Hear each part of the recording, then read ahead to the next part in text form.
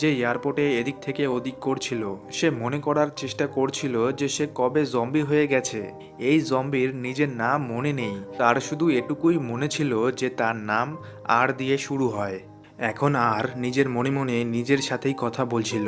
এই জম্বি জানতো তারা সবাই মৃত মানুষ যারা এখন জম্বি হয়ে গেছে। এই জম্বি মানে আর মানুষদের মতো বাঁচতে চাইছিল আর তাদের সাথে কথা বলতেও চাইছিল, কিন্তু জম্বি হওয়ার ফলে সে কিছুই বলতে পায় না।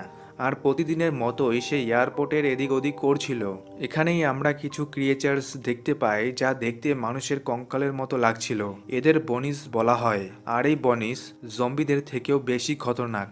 এরাও মানুষদের মেরে খেয়ে ফেলে আর মনে মনে বলে সব জম্বিরা একসময় গিয়ে বনিস হয়ে যাবে। এখানেই আমরা একটি জম্বিকে দেখতে পাই যে তার শরীরের চামড়া ছিঁড়ে ফেলে আর সেও একটি বনিস হয়ে যায়। এখানে আর বলে সেও একদিন বনিস হয়ে যাবে, কিন্তু সে বনিস হতে চায় না।